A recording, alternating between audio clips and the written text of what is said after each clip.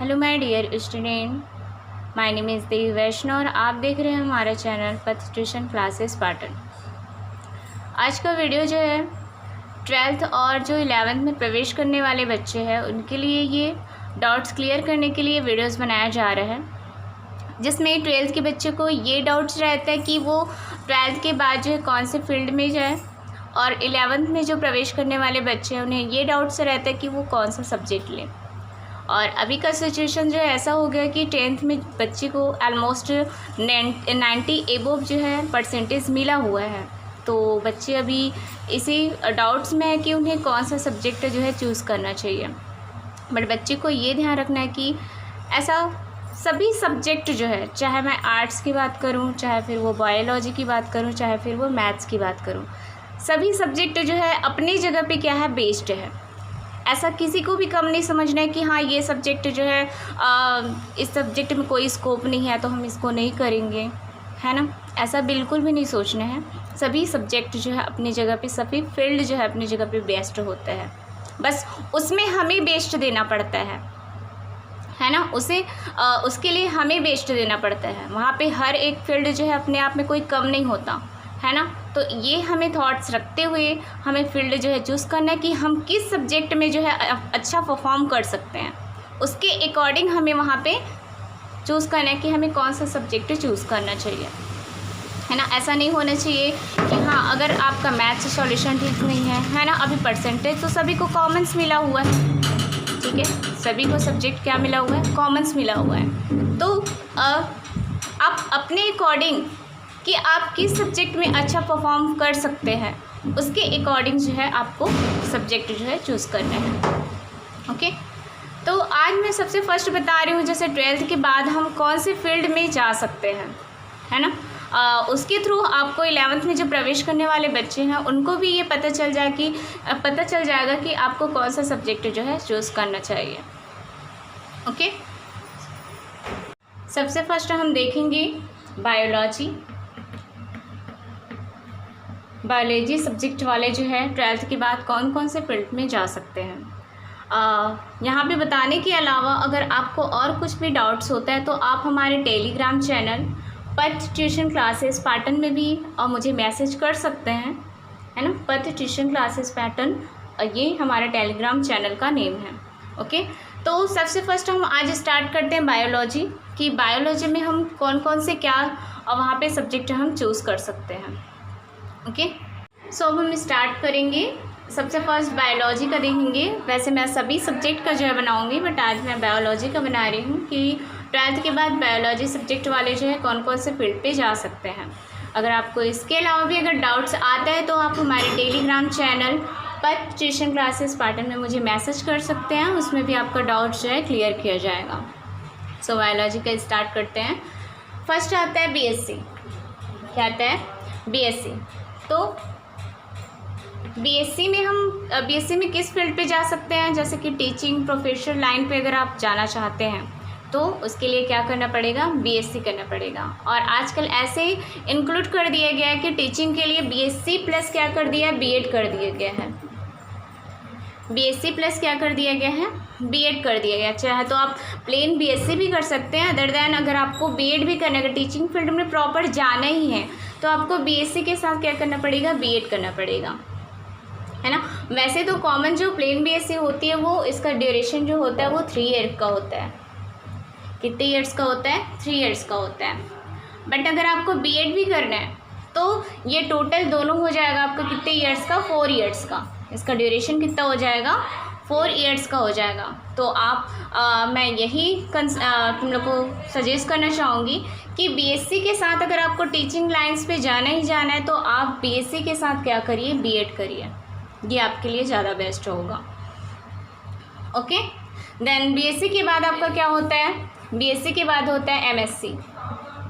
क्या होता है, एमएससी। और एमएससी के बाद होता है क्या, पीएचडी। एमएससी के बाद क्या होता है, पीएचडी होता है। ओके, तो आप बीएससी अगर टीचिंग फील्ड पे जाना ही जाना है आपको तो बीएससी के साथ आप बीएड भी करिए, है ना, जो कि 4 ईयर्स का जो है ड्यूरेशन टाइम रहता है। अगर आप सोचेंगे कि बीएससी करने के बाद मैं बीएड कर लूँगा, है ना, बीएड कर लेंगे, तो उसके लिए आपका जो ड्यूरेशन टाइम है वो और इंक्रीज़ हो जाएगा। बिकॉज बीएससी कितने ईयर्स का होता है? 3 ईयर्स का होता है। बीएससी कितने ईयर्स का होता है? 3 ईयर्स का होता है। और बीएड कितने ईयर्स का होता है? 2 ईयर्स का होता है। कितने ईयर्स हो जाएंगे? 5 ईयर्स हो जाएंगे। दोनों मिलाकर कितने हो जाएंगे? 5 ईयर्स हो जाएंगे। जब आप बीएससी के बाद अगर बीएड करते हैं तब की बात है। ओके। और एमएससी से सीधे पीएचडी में जाने के लिए आपको क्या देना होगा? एंट्रेंस एग्ज़ाम देना पड़ता है ना। अगर वो एंट्रेंस एग्ज़ाम में अगर आप क्वालिफाइड हो जाते हैं तो पीएचडी आप कर सकते हैं। ओके। बायो के लिए क्या और है? एक आता है बीएससी माइक्रोबायोलॉजी। बीएससी माइक्रोबायोलॉजी अभी बहुत स्कोप है इसका, है ना। हर दिन इसका वैकेंसी निकलती रहते हैं। और है बीएससी एक आता है जेनेटिक्स में जो है, ठीक है। बीएससी किसके लिए? बीएससी जेनेटिक्स में होता है, जेनेटिक्स, जो कि इसके लिए जो है परसेंटेज बेस पे होता है, जो कि 60 एबोव जो है इसके लिए परसेंटेज मांगा जाता है। ओके। 60 एबोव जो है इसके लिए क्या मांगा जाता है? परसेंटेज मांगा जाता है। और ये जो अगर मैं हमारे छत्तीसगढ़ की अगर बात करूँ तो कोई भी यूनिवर्सिटी जो है, जैसे कि पंडित रविशंकर शुक्ला यूनिवर्सिटी है, गुरु घासीदास यूनिवर्सिटी बिलासपुर है, इसमें आप जाके कंफर्म कर सकते हैं। ओके। कोई भी यूनिवर्सिटीज़ देखो या फिर कोई कॉलेजेस जाकर देखेंगे तो पूछने पर ये सब पता चल जाएगा आपको, है ना। सब इसके बारे में जो है नॉलेज मिल जाएगा। अगर मैं ये जेनेटिक्स की अगर बात करूँ, बीएससी जेनेटिक्स का जो है, तो ये आपको रायपुर में मिल जाएगा। भिलाई, दूर, धमतरी, कांकेर, कवर्धा, कांकेर, सरगुजा, कोरिया, कोरबा, जांजगीर चांपा, खैरागढ़, ये सब जगह जो है बीएससी जेनेटिक्स का जो है इसका पढ़ाई होता है। और इसमें बहुत सारे स्कोप्स हैं। ओके। इसमें जो है बहुत सारी वैकेंसीज निकलते हैं, है ना। और आज के डेट में ये जेनेटिक्स है, माइक्रोबायोलॉजी है, बायोटेक्नोलॉजी है, तो इसमें आपको एडमिशन लेना चाहिए। ओके। और आता है फार्मेसी। क्या आता है? एक बी फार्मेसी होता है, बी फार्मेसी होता है, और एक डी फार्मेसी होता है। क्या होता है? डी फार्मेसी होता है। बीएससी बी फार्मा जो है कितने ईयर्स का होता है? 4 ईयर्स का होता है। कितने ईयर्स का होता है? 4 ईयर्स का होता है। और डी फार्मा जो है 2 ईयर्स का होता है ना।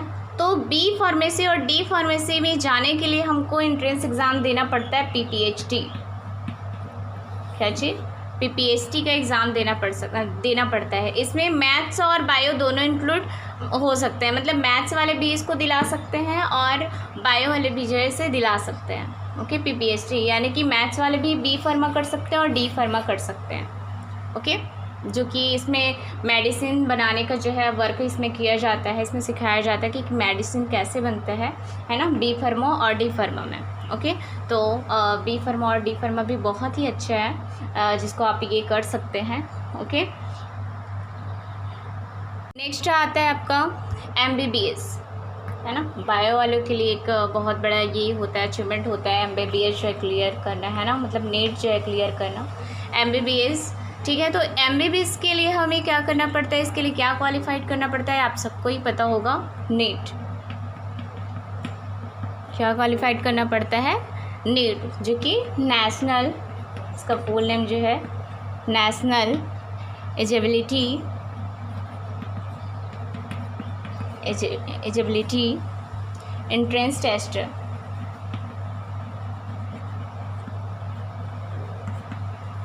तो एमबीबीएस में हमें जाने के लिए क्या करना पड़ेगा? नेशनल एलिजिबिलिटी एंट्रेंस टेस्ट जो है दिलाना पड़ेगा, है ना। और इसके थ्रू हम, नीट के थ्रू ही हम एमबीबीएस में जो है प्रवेश कर सकते हैं। तो एमबीबीएस जो है कितने ईयर्स का होता है? 5 ईयर्स का होता है। और 1 ईयर का जो है इंटर्नशिप दिया जाता है ना। और फिर आता है नीट के थ्रू ही हम, अभी एक्चुअली में क्या कर दिया गया है कि जैसे कि बीएमएस है, बीडीएस है, इन सब चीज़ को नीट में ही इंक्लूड कर दिया है। जब तक आप नीट क्वालिफाइड नहीं करेंगे इन सब चीज़ में प्रवेश नहीं कर सकते। तो ये आपके लिए बहुत ही ज़रूरी हो गया है, क्या? नीट क्वालिफाइड करना। बिकॉज़ अगर आपको हाई से हाई अगर एमबीबीएस, बीडीएस, बीएमएस इन सब चीज़ में अगर आपको प्रवेश करना है तो आपको नीट क्लियर करना ही पड़ेगा। है ना। तो ये बहुत ज़रूरी हो गया आपके लिए, ठीक है। BDS, नेक्स्ट आता है BDS। इसका जो फुल फॉर्म है bachelor of dental surgery, bachelor of dental surgery. तो इसमें भी ये भी जो कोर्स होता है 5 इयर्स का होता है, ठीक है। ये कितने इयर्स का होता है? 5 इयर्स का होता है। और BDS भी हम नीट के थ्रू ही इसमें प्रवेश ले सकते हैं, ओके। BDS भी हम कैसे प्रवेश रख सकते हैं? नीट के थ्रू ही ले सकते हैं, ओके। तो आपको नीट करना जो है बहुत ही ज़रूरी हो चुका है। इसके थ्रू हम वही दंत चिकित्सक बन सकते हैं, है ना। और नेक्स्ट आता है BMS। क्या है नेक्स्ट जो है? BMS जो है इसका फुल फॉर्म जो है bachelor of Ayurvedic medicine and surgery. Bachelor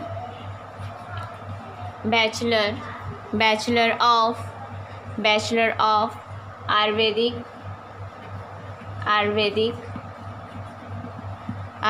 medicine and surgery. तो ये आयुर्वेदिक मेडिसिन्स या फिर उससे रिलेटेड सर्जरी, अगर इस लाइंस पे अगर हमें जाना है तो इसके लिए भी अब क्या हो गया है कि नीट क्वालिफाइड करना बहुत ज़रूरी हो गया है, ओके। तो BMS के लिए भी हमें क्या करना पड़ेगा? नीट क्वालिफाइड करना पड़ेगा, जो कि ये भी जो है आयुर्वेदिक चिकित्सा भी इसे बोलेंगे, है ना। तो ये कोर्स भी जो है कितने ईयर्स का होता है? 5 इयर्स का होता है। नेक्स्ट देखते हैं BHMS, bachelor of homeopathic medicine and surgery. तो इस फील्ड में जाने के लिए हमें एंट्रेंस एग्ज़ाम देना पड़ता है, CET, कॉमन एंट्रेंस टेस्ट। तो इसके थ्रू आप जो है BHMS में जो है प्रवेश ले सकते हैं, अगर एंट्रेंस एग्ज़ाम अगर क्लियर कर लेते हैं तब, ओके। नेक्स्ट है फिजियोथेरेपी। इसका डिमांड अभी बहुत ज़्यादा बढ़ रहा है, बिकॉज अभी न्यू बीमारी जो आ रहे हैं उसके इलाज के लिए फिजियोथेरेपी का जो है डिमांड बहुत ज़्यादा बढ़ रहा है। और इसके लिए अगर मैं छत्तीसगढ़ में अगर कॉलेज की अगर बात करूँ तो आप अपोलो कॉलेज ऑफ फिजियोथेरेपी दुर्ग में जाकर पता कर सकते हैं। कौन सा? Apollo college of physiotherapy. और एक जो है फिजियोथेरेपी कॉलेज ऑफ रायपुर में भी जाके आप इसके बारे में इंफॉर्मेशन क्रिएट कर सकते हैं कि इस फिजियोथेरेपी में क्या क्या होता है, क्या किया जाता है। इसके नॉलेज के लिए आपको कॉलेज जाकर ही पता करना पड़ेगा, चाहे कोई भी सब्जेक्ट हो, कोई भी फील्ड हो, इसके लिए आपको कॉलेज जाना ही पड़ेगा। तभी आपको इस चीज़ के बारे में जो है नॉलेज कलेक्ट हो सकता है कि कौन से फील्ड पे जो है क्या चीज़ होता है, क्या किया जाता है उसमें। तो ये आपको जाकर ही सब चीज़ के बारे में इंफॉर्मेशन क्रिएट करना पड़ेगा, ओके। आता है मेडिकल लैब टेक्नीशियन। इसमें जो है लैब रिसर्च करने के लिए जो है इस कोर्स को किया जाता है, और इसे क्लिनिकल लैबोरेटरी साइंस भी कहते हैं, है ना। क्या बोलेंगे इसको? क्लिनिकल लैबोरेटरी साइंस भी बोलते हैं। तो आप इस सब्जेक्ट में भी आप मेडिकल लैब टेक्नीशियन के रूप में भी जो है ये सब्जेक्ट का जो है क्या कर सकते हैं? पढ़ाई कर सकते हैं, ओके। BSc नर्सिंग है। क्या है? BSc nursing. और नर्सिंग पे डिप्लोमा भी किया जाता है, डिप्लोमा इन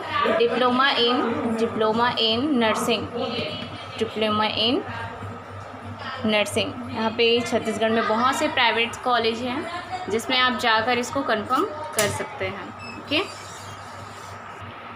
तो ये सभी कोर्स जो है यहाँ पे दिया हुआ है। BMS के बाद जो है क्या होता है? MD, BHMS है, और ये हो गया BDS के बाद होता है MDS, फिर MBBS के बाद क्या होता है मतलब MBBS, और यही कोर्स होता है पैरामेडिकल। ये भी कर सकते हैं आप। इनमें से कोई भी फील्ड में आप एक चूज़ करिए, सभी बेस्ट है। जिसमें आप बेस्ट परफॉर्म दे सकते हैं उस फील्ड को चूज़ करिए और उस फील्ड में जाइए, ओके। BSc नर्सिंग है, डिप्लोमा इन नर्सिंग है, इन सब में बहुत ही अच्छे स्कोप्स हैं। आप किसी भी फील्ड को चूज़ करिए, है ना, जो आपके लिए बेस्ट हो। तो आज के लिए हम इतना ही करते हैं, ठीक है। ये इन्फॉर्मेशन मैंने आपके लिए ही बनाया है ताकि आपको 12th के बाद जो है कोई भी फील्ड में जाने के लिए दिक्कत ना हो। और चाहे तो हाँ, एक चीज़ मैंने यहाँ पे बताने के लिए भूल गई कि आप जो है बायोलॉजी अगर सब्जेक्ट है तो आप पीएटी का एग्ज़ाम देकर आप एग्रीकल्चर्स में भी जा सकते हैं।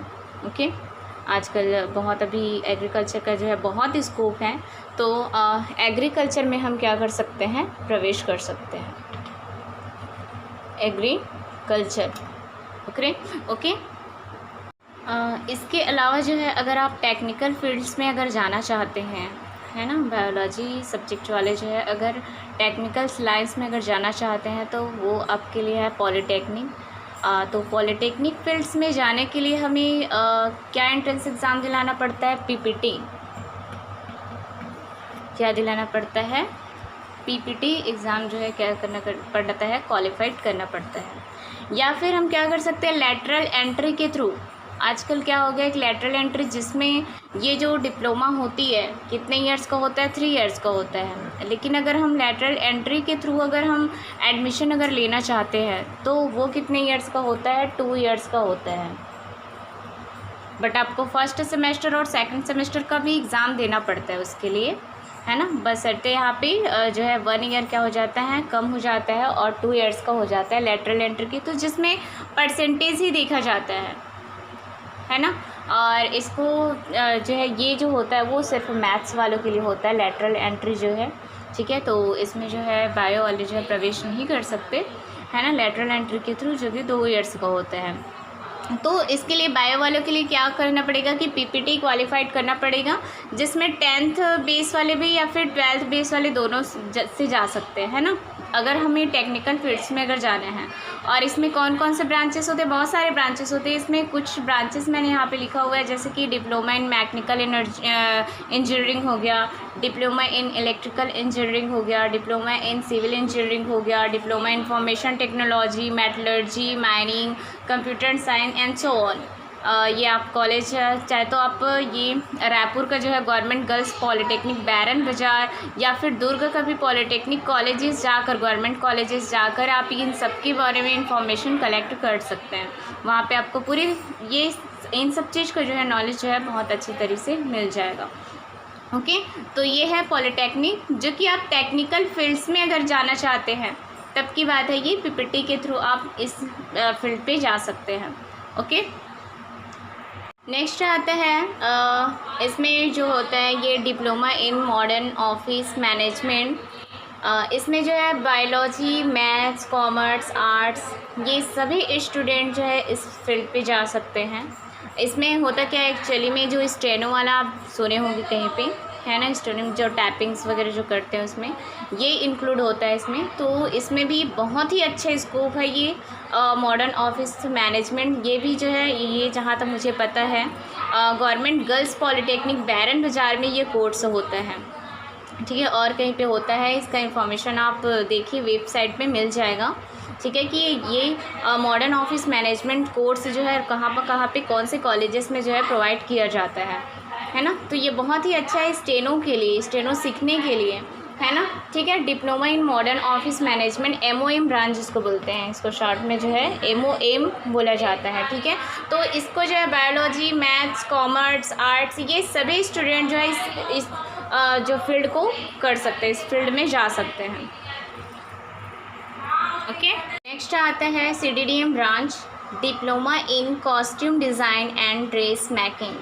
तो अगर आपको फैशन में इंटरेस्ट है तो आप ये कोर्स भी कर सकते हैं। ये भी एक डिप्लोमा कोर्स ही है, इसका भी एक डिप्लोमा होता है, ठीक है। तो आप ये कोर्स कर सकते हैं। इसका भी ये कोर्स भी जो है मुझे पता है यहाँ पे गर्ल्स पॉलीटेक्निक बैरन बाज़ार पाटन्स में ये कराया जाता है। गवर्नमेंट कॉलेज से यहाँ पे फीस भी ज़्यादा जो है नहीं रहता। स्टार्टिंग में जो है एटलीस्ट 5000 to 8000 तक लिया जाता है। बाकी जो है स्कॉलरशिप के थ्रू वो रिटर्न्स भी हो जाता है, मतलब एटलीस्ट जो हमको 1000 रुपीज़ ही बस लगता है ना। यहाँ के एडमिशन प्रोसेस जो है, हालांकि स्टार्टिंग में जो है फ़ीस लिया जाता है 8000 तक जो है, लेकिन वो बाद में जो है स्कॉलरशिप के थ्रू हमें रिटर्न्स भी हो जाते हैं। तो आपको जो है डिप्लोमा कोर्सेज जितने भी पॉलीटेक्निक्स हैं, अगर गवर्नमेंट्स में होता है तब की बात मैं बोल रही हूँ यहाँ पे, अगर गवर्नमेंट्स में होता है तब, ठीक है। अगर पॉलीटेक्निक भी करते हैं तो पॉलीटेक्निक्स में जो है लगभग हमें जो फ़ीस लगता है वो 1000 रुपीज़ में ही हो जाता है, और बाकी जो लिए जाते हैं फ़ीस जो है वो स्कॉलरशिप के थ्रू क्या हो जाते हैं, रिटर्न्स हो जाते हैं। तो अगर आपको फैशन डिज़ाइनिंग में भी अगर इंटरेस्ट है तो आप इसका भी डिप्लोमा कर सकते हैं, diploma in costume design and dresses making. फिर आता है योगा का भी अभी बहुत स्कोप है ना, तो योगा का भी अभी डिप्लोमा हो रहा है। तो आप अगर आपको योगा आता है, योगा में अगर इंटरेस्ट है तो आप योगा का भी डिप्लोमा कर सकते हैं। ओके, उसके लिए आपको वेबसाइट पर जो है सर्च करना पड़ेगा कौन कौन से कॉलेजेस यहाँ पे ये डिप्लोमा जो है प्रोवाइड कर रही हैं। ओके, तो आज के लिए हम ये वीडियोस यहीं तक करते हैं। फिर मैं जो है मैथ्स, आर्ट्स और कॉमर्स का भी वहाँ पे वीडियोस बनाऊँगी कि कौन कौन से फील्ड में हम वहाँ पे जा सकते हैं। Okay, thank you.